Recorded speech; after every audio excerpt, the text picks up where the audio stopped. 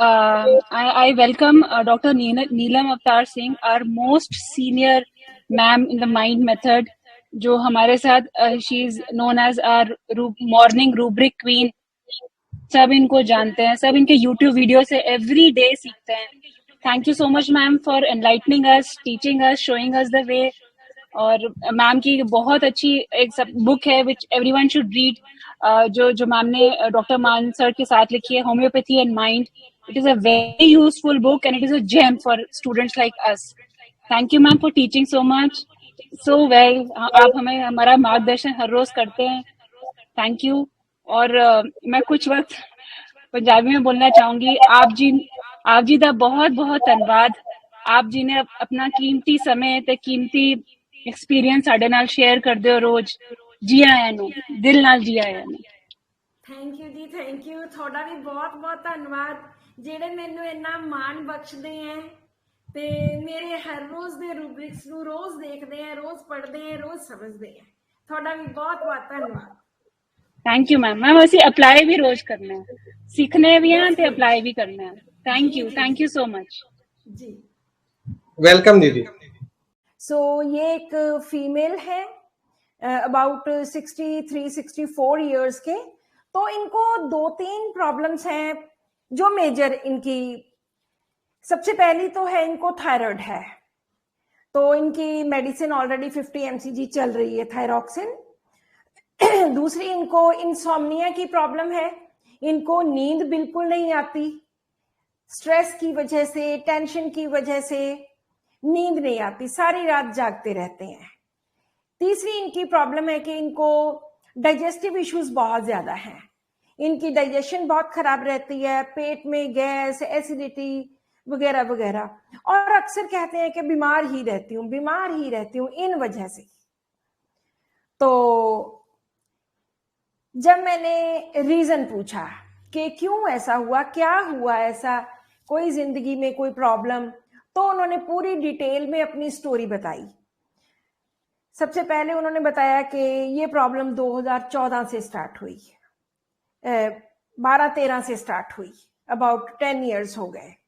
तो उनके हस्बैंड की डेथ हुई, तो तब से उनकी ये प्रॉब्लम हुई. मैंने कहा कि हस्बैंड की डेथ होने से क्या हुआ. कहते हमारे पास बहुत सारी प्रॉपर्टीज हैं, बहुत पैसा है, तो मेरे बच्चों के मन में है कि अब पापा तो चले गए तो हमें पैसा दे दिया जाए, हमें जो प्रॉपर्टीज है वो हम में बांट दी जाए, हम दोनों को दे दी जाए. लड़का सोचता है कि सारी प्रॉपर्टी मेरी है, लड़की सोचती है कि हम दोनों की आधी आधी है. लेकिन ये कोई नहीं सोचता कि अभी तो मैं जिंदा हूं, अभी तो मेरे पास ही है. लेकिन ये सारा झमेला तभी से स्टार्ट हुआ. मेरे हस्बैंड को ये सब पता था, उनको सब पता था, और उनके होते हुए किसी ने भी सिर नहीं उठाया. जैसे ही वो पूरे हुए, जैसे ही उनकी डेथ हुई, तो उसके बाद उनकी सारी बच्चों की प्रॉब्लम स्टार्ट हो गई. और मुझे उन्होंने बोला भी था कि तुम संभल के रहना अगर कुछ ऐसा हो गया तो इस प्रॉपर्टी की वजह से ना तो बच्चे मुझे पूछते हैं, उन्होंने तो मुझे निकाल ही दिया है अपनी जिंदगी में से. और यहां तक कि उन्होंने केस कर दिया मेरे ऊपर, कोर्ट केस कर दिया.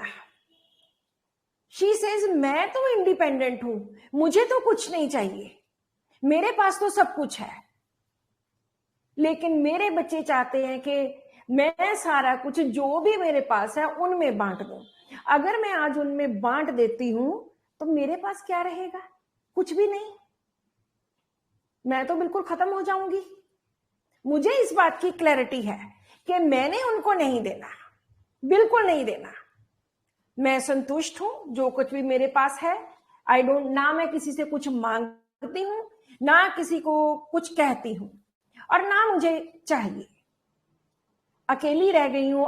लेकिन बच्चों ने मुझे इतना ज्यादा, मैं पिस्ड ऑफ हूं, इतनी ज्यादा मुझे बच्चों ने, ना वो घर से निकाल दिए, ना वो घर में रखते हैं, और ना ही मुझे वो प्यार करते हैं. शायद उनको मेरे से, वो मेरे साथ सिंसियर है ही नहीं.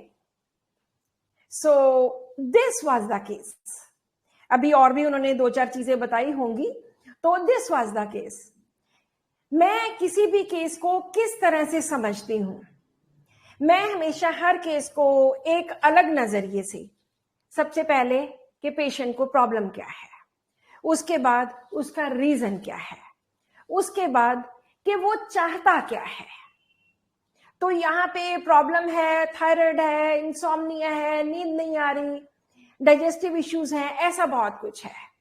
लेकिन प्रॉब्लम कब स्टार्ट हुई? जब उसके हस्बैंड की डेथ हुई, घर में लड़ाइयां शुरू हो गई। हस्बैंड की डेथ के बाद घर में लड़ाइयां स्टार्ट हो गई कि मुझे ये दे दो, मुझे वो दे दो। इन्होंने तो मुझे जैसे रिजेक्ट ही कर दिया है। सो सबसे पहला जो रूब्रिक आएगा that is ailment from death of loved ones. उसके बाद लड़ाई झगड़ा कारण है उसकी बीमारी का, एलमेंट फ्रॉम क्वारलिंग, लड़ाई झगड़ा। और तीसरा उन्होंने क्या बोला कि इन्होंने मुझे रिजेक्ट कर दिया है, एलमेंट फ्रॉम बीइंग रिजेक्टेड। वो मुझे मानते ही नहीं है कि मैं इनकी मां हूं। जिस तरह से उनका व्यवहार है, जिस तरह से वो मेरे साथ बात करते हैं, मेरे ऊपर कोर्ट केसेस करते हैं, तो इसलिए ये मुझे नहीं लगता कि वो मुझे अपनी मां समझते हैं। और हस्बैंड की डेथ के बाद मैं तो अकेली रह गई। हर वो चीज, हर वो पॉइंट नोट करना है जो बहुत इंपॉर्टेंट है। Now delusion alone being. हर केस की एक छोटी सी स्टोरी बनाइए कि क्या हुआ, क्यों हुआ, कैसे हुआ और अब वो क्या चाहती है। Delusion alone being. मैंने इसके साथ एक और रूब्रिक लिया है जो मेरी ऑब्जर्वेशन है, फियर ऑफ रॉबर्स। अब यहां पे रॉबर्स कौन है? कोई बाहर से तो कोई रॉबर्स आए नहीं, रॉबर्स उसके अपने बच्चे हैं। उनसे वो डरने लग पड़ी क्योंकि उन्होंने कोर्ट केसेस कर दिए।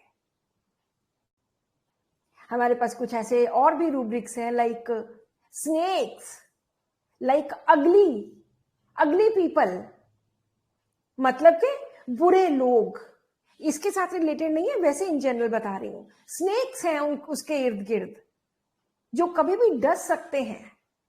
तो यहां पे उसको लगता है ये मुझे लूटने आए हैं, ये दोनों के दोनों बच्चे मुझे लूट रहे हैं। मुझे इस बात का डर है कि अगर ये मुझे लूट के ले गए तो मेरे पास क्या बचेगा, मैंने भी तो जिंदगी पास करनी है। तो यहां पर मैंने ये एक डिफरेंट काइंड ऑफ रूब्रिक लगाया, फियर ऑफ रॉबर्स। और मैं तो बहुत बेबस हो गई हूं। सीधे सीधे रूब्रिक लगाइए, सीधे सीधे हेल्पलेसनेस फीलिंग ऑफ, कि मैं तो बेबस हो गई हूं। अदरवाइज क्या है वो औरत?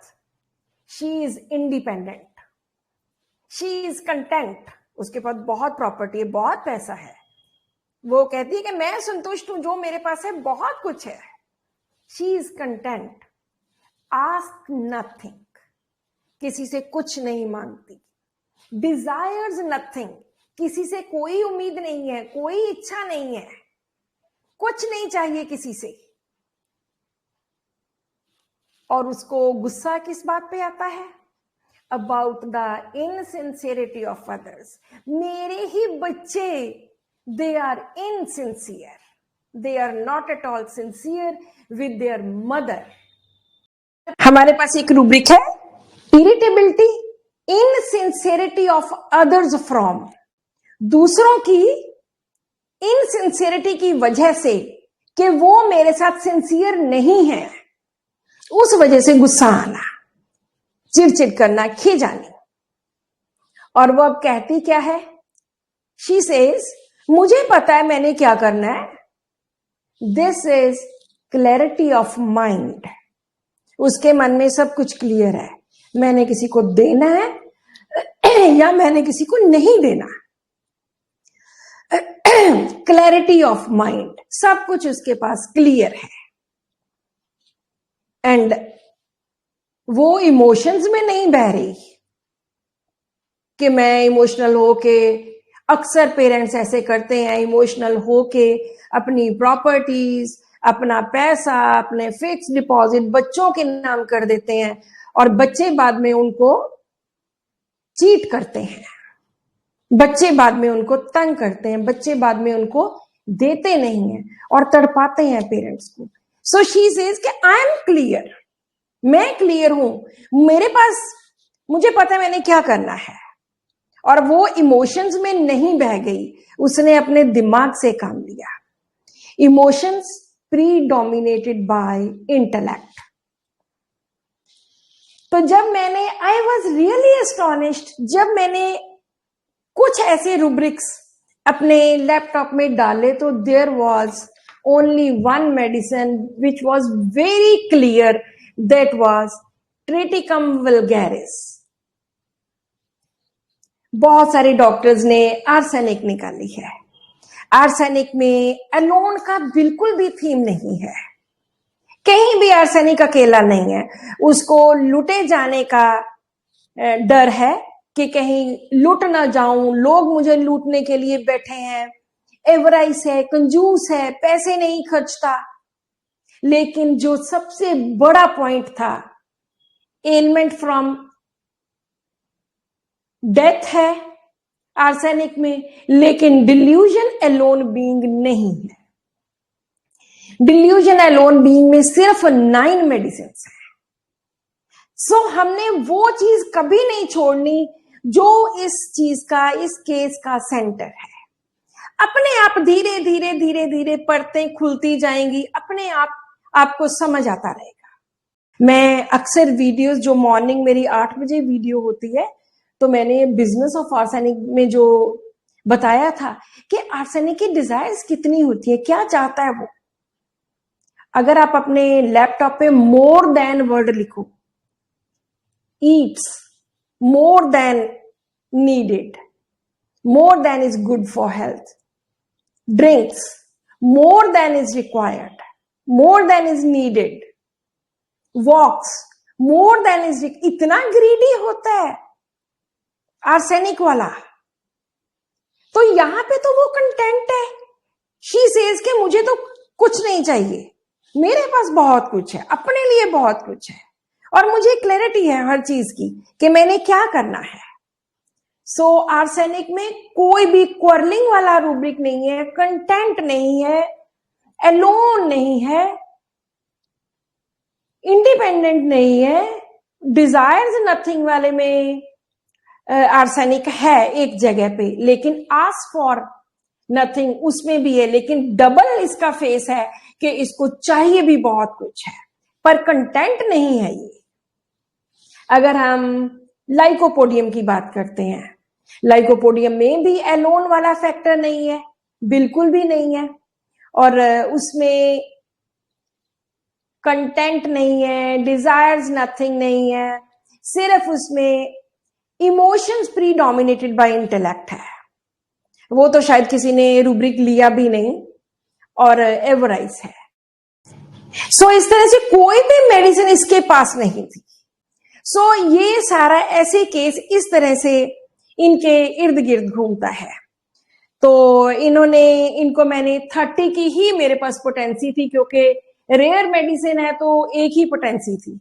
मैंने जैसे ही उनको एक पोटेंसी दी 30 में, ट्रिटिकम की एक डोज देकर, पहली बार में उन्होंने बोला कि एक तो मेरी नींद बहुत ठीक हो गई है, और दूसरा जो मेरे स्टमक के इश्यूज थे, गैस बनती थी, बहुत ज्यादा स्टमक की प्रॉब्लम थी, वो मेरी 70% ठीक हो गई।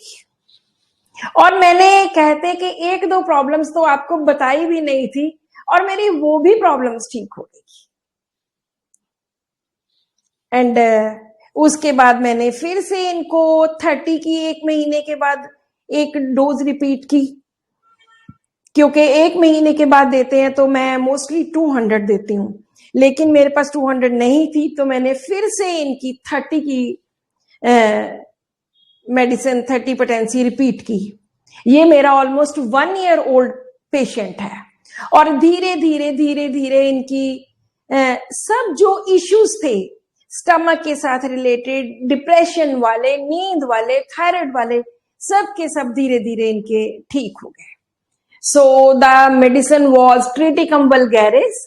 इसका मेरे पास ज्यादा लिटरेचर नहीं है, क्योंकि जो एनसाइक्लोपीडिया है उसमें भी ये मेडिसिन नहीं है, नहीं तो मैं इसको और डिटेल से पढ़ती और डिटेल से बताती। So this is a case of Triticum vulgaris, जिसमें जो थीम लिया वो थीम था ailment from death of loved ones, quarrelling, rejected being. दूसरा था डिल्यूजन, अलोन बीइंग, अकेलापन।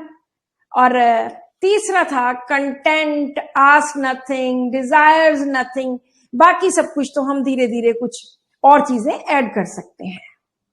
So this was the case